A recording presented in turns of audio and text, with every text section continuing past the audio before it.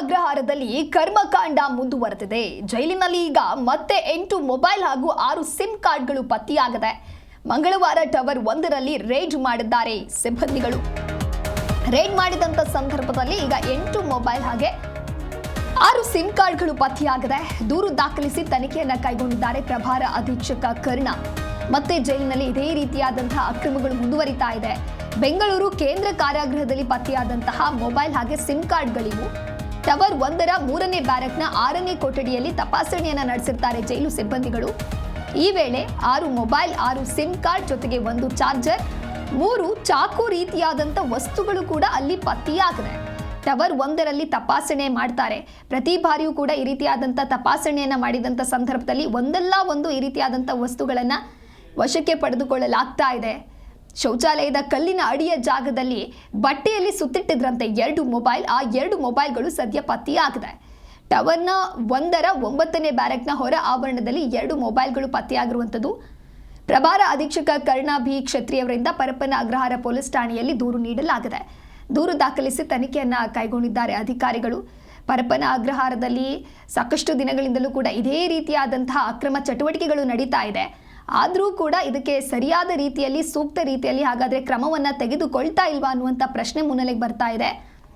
ಯಾಕೆ ಅಂತ ಹೇಳಿದ್ರೆ, ದೂರು ದಾಖಲಾಗಿದ್ರೂ ಕೂಡ ಪದೇ ಪದೇ ಕೈದಿಗಳು ಇದೇ ರೀತಿಯಾದಂಥ ಅಕ್ರಮ ಚಟುವಟಿಕೆಗಳಲ್ಲಿ ತೊಡಗಿಕೊಂಡಿದ್ದಾರೆ. ಮಾಡಿದಂತಹ ತಪ್ಪಿಗೆ ಅರಿವಾಗಲಿ ಅನ್ನುವಂಥ ಕಾರಣಕ್ಕಾಗಿ ಶಿಕ್ಷೆ ಆಗಬೇಕು ಅನ್ನುವಂಥ ನಿಟ್ಟಿನಲ್ಲಿ ಇವರನ್ನು ಜೈಲಿಗೆ ಕಳುಹಿಸಿದ್ರೆ, ಜೈಲಿನಲ್ಲಿಯೂ ಕೂಡ ಇದೇ ರೀತಿಯಾದಂತಹ ರಾಜಾತಿಥ್ಯವನ್ನು ಪಡೆದುಕೊಳ್ತಾ ಇದ್ದಾರೆ. ಕಳೆದ ಬಾರಿಯೂ ಕೂಡ ಸಾಕಷ್ಟು ಮೊಬೈಲ್ಗಳು ಪತ್ತೆಯಾಗಿತ್ತು, ಸಾಕಷ್ಟು ಸಿಮ್ ಕಾರ್ಡ್ಗಳು ಪತ್ತೆಯಾಗಿತ್ತು. ಜೊತೆಗೆ ಆ ಜೈಲಿನ ಕೊಠಡಿಗಳನ್ನು ಪಬ್ ರೀತಿಯಲ್ಲಿ ಮಾಡಿ ಹಾಡು, ಡ್ಯಾನ್ಸ್ ಹಾಕ್ಕೊಂಡು ಸಾಕಷ್ಟು ಸ್ಟೆಪ್ ಕೂಡ ಹಾಕಿದ್ರು. ಹಾಗಾಗಿ ಜೈಲಿನಲ್ಲಿ ಹಾಗಾದರೆ ಯಾವ ರೀತಿಯಾದಂತಹ ವ್ಯವಸ್ಥೆ ಇದೆ, ಈ ರೀತಿಯಾಗಿ ರಾಜಾರೋಷವಾಗಿ ಅವರು ಜೈಲಿನಲ್ಲಿ ದಿನವನ್ನು ಕಳೀತಾ ಇದ್ದಾರೆ ಕೈದಿಗಳು ಅಂತ ಹೇಳಿದ್ರೆ, ಅದಕ್ಕೆ ಜೈಲು ಅಥವಾ ಪರಪ್ಪನ ಅಗ್ರಹಾರ ಅನ್ನುವಂತಹ ಹೆಸರು ಯಾಕೆ ಅನ್ನುವಂಥ ಪ್ರಶ್ನೆಗಳು ಕೂಡ ಮುಂದುವರಿತಾ ಇದೆ. ಅದೇ ರೀತಿಯಾಗಿ ಈಗ ಮತ್ತೆ 8 ಮೊಬೈಲ್ ಹಾಗೂ 6 ಸಿಮ್ ಕಾರ್ಡ್ಗಳು ಪತ್ತೆಯಾಗಿವೆ.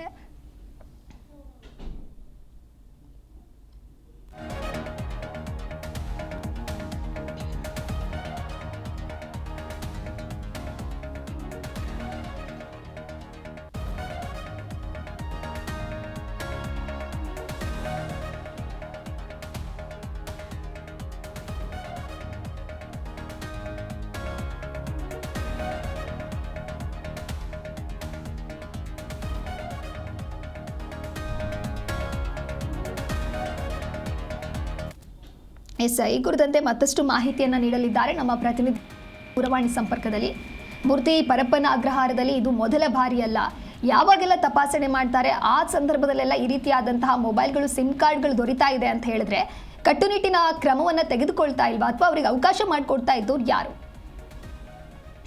ಖಂಡಿತ ದಿವ್ಯಾ, ಬೆಂಗಳೂರು ಕೇಂದ್ರ ಕಾರಾಗೃಹದ ಒಂದು ಮೊಬೈಲ್ ವಿಚಾರಗಳು ಬಗೆದಷ್ಟು ಬಯಲಾಗ್ತಿದೆ ಅಂತ ಹೇಳ್ಬೋದು. ಕಳೆದ ಮಂಗಳವಾರ ಮತ್ತು ಬುಧವಾರವೂ ಕೂಡ ಅಲ್ಲಿ ಇದ್ದಂತಹ ಪ್ರಭಾರ ಅಧೀಕ್ಷಕ ಯಾರಿದ್ದಾರೆ ಕರ್ಣ ಬಿ ಕ್ಷತ್ರಿಯ ಅಂತ ಹೇಳಿ, ಅವರು ಕೂಡ ಒಂದು ಆ ಜೈಲಿನ ಒಳಗಡೆ ಇರ್ತಕ್ಕಂಥ ಎಲ್ಲ ಕೊಠಡಿಗಳನ್ನು ಸರ್ಚ್ ಮಾಡಿರ್ತಕ್ಕಂಥದ್ದು. ಈ ವೇಳೆ ಟವರ್ 1ರ 3ನೇ ಬ್ಯಾರಕ್ನ 6ನೇ ಕೊಠಡಿಯಲ್ಲಿ ತಪಾಸಣೆ ಮಾಡುವ ವೇಳೆ ಅಲ್ಲಿ ಒಂದು 6 ಮೊಬೈಲ್ಗಳು ಮತ್ತು 6 ಸಿಮ್ ಕಾರ್ಡ್ಗಳು ಮತ್ತು 1 ಚಾರ್ಜರ್ ಸೇರಿದಂತೆ ಈ ಚಾಕುವಿನ ತರ ಇರ್ತಕ್ಕಂತಹ 3 ವಸ್ತುಗಳು, ಅಂದ್ರೆ ಕತ್ತಿಯ ರೂಪದಲ್ಲಿ ಇರ್ತಕ್ಕಂತಹ 3 ವಸ್ತುಗಳು ಕೂಡ ದೊರೆತಿರ್ತಕ್ಕಂಥದ್ದು. ಈ ವಿಚಾರವಾಗಿ ಎಲ್ಲವನ್ನು ಕೂಡ ತನಿಖೆ ಮಾಡಿದಂತಹ ಪ್ರಭಾರ ಅಧೀಕ್ಷಕ ಕರ್ಣ ಯಾರಿದ್ದಾರೆ ಅವರು ಬುಧವಾರವೂ ಕೂಡ ತಮ್ಮ ತಪಾಸಣೆಯನ್ನ ಮುಂದುವರೆಸಿರ್ತಕ್ಕಂಥದ್ದು. ಹಾಗಾಗಿ ಬುಧವಾರವೂ ಕೂಡ ಮುಂದುವರೆಸಿದಂತಹ ಪ್ರಭಾರ ಅಧೀಕ್ಷಕ ಯಾರಿದ್ದಾರೆ ಆತ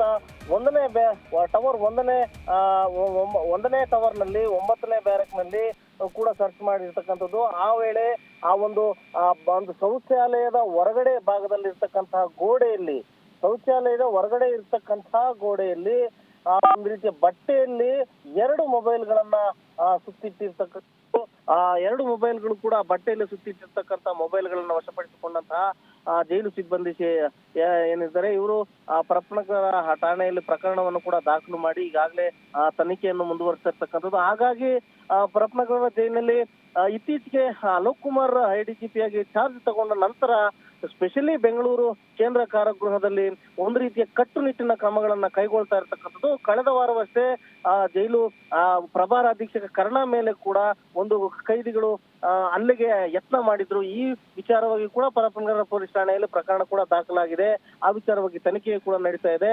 ಆದ್ರಿಂದ ಮತ್ತೆ ಒಂದು ಜೈಲಿನ ಒಳಗಡೆ ಕೊಠಡಿಗಳಲ್ಲಿ ಮುಂದುವರೆದ ತಪಾಸಣೆಯಿಂದಾಗಿ ಮತ್ತಷ್ಟು ಮೊಬೈಲ್ಗಳು ಸಿಗ್ತಾ ಇರ್ತಕ್ಕಂಥದ್ದು. ಹಾಗಾಗಿ ಆ ಒಳಗಡೆ ಮೊಬೈಲ್ಗಳು ಚಾರ್ಜರ್ಗಳು ಇಟ್ಕೊಂಡಿರ್ತಕ್ಕಂತಹ ಬಂದಿಗಳಾಗಿರ್ಬೋದು, ಒಂದು ಸಹ ಬಂದಿಗಳಾಗಿರ್ಬೋದು, ಎಲ್ಲರೂ ಕೂಡ ಒಂದು ರೀತಿಯ ಮೊಬೈಲ್ಗಳನ್ನು ಎಲ್ಲಿ ಬಚ್ಚಿಟ್ರೆ ಸೇಫ್ ಅನ್ನೋ ಜಾಗಗಳನ್ನು ಕೂಡ ಹುಡುಕಾಡ್ತಾ ಇರ್ತಕ್ಕಂಥದ್ದು. ಹಾಗಾಗಿ ಒಂದು ಎಚ್ಚೆತ್ಕೊಂಡಂತಹ ಜೈಲು ಸಿಬ್ಬಂದಿಗಳು ಕೂಡ ಎಲ್ಲ ಆಯಾಮಗಳಲ್ಲೂ ಅಂದ್ರೆ ಎಲ್ಲೆಲ್ಲಿ ಸ್ಪೇಸ್ ಎಲ್ಲೆಲ್ಲಿ ಮೊಬೈಲ್ಗಳನ್ನ ಇಡಬಹುದಾದಂತಹ ಸ್ಥಳಗಳು ಯಾವ್ಯಾವಿದಾವೆ ಆ ಸ್ಥಳಗಳನ್ನ ಕೂಲಂಕುಷವಾಗಿ ಪರಿಶೀಲನೆ ಮಾಡ್ತಾ ಇರ್ತಕ್ಕಂಥದ್ದು. ಆ ವೇಳೆಯಲ್ಲಿ ಕೂಡ ಕೆಲವೊಂದು ಮೊಬೈಲ್ಗಳು ಕೂಡ ವಶಕ್ಕೆ ಸಿಗ್ತಾ ಇರ್ತಕ್ಕಂಥದ್ದು. ಹಾಗಾಗಿ ಪರಪ್ಪನಗರ ಪೊಲೀಸ್ ಠಾಣೆಯಲ್ಲಿ ಪ್ರಕರಣಗಳ ಮೇಲೆ ಪ್ರಕರಣಗಳು ದಾಖಲಾಗ್ತಾನೆ ಇದಾವೆ. ಆದ್ರೆ ಇನ್ನೂ ಕಟ್ಟುನಿಟ್ಟಿನ ಕ್ರಮಗಳನ್ನು ಜಾರಿಗೊಳಿಸಬೇಕಾಗಿದೆ. ಹಾಗಾಗಿ ಒಂದ್ ರೀತಿಯ ಕೈದಿಗಳಿಗೆ ಇದೊಂದು ರೀತಿಯ ನುಂಗಲಾರದ ಸುತ್ತಾಗಿದೆ ಅಂತಾನೆ ಒಂದು ರೀತಿಯ ಹೇಳಿದ್ರು ತಪ್ಪಾಗಲಾರದು. ದಿವ್ಯಾ, ಓಕೆ, ಥ್ಯಾಂಕ್ ಯು ಮೂರ್ತಿ ನಿಮ್ಮೆಲ್ಲ ಮಾಹಿತಿಗಾಗಿ.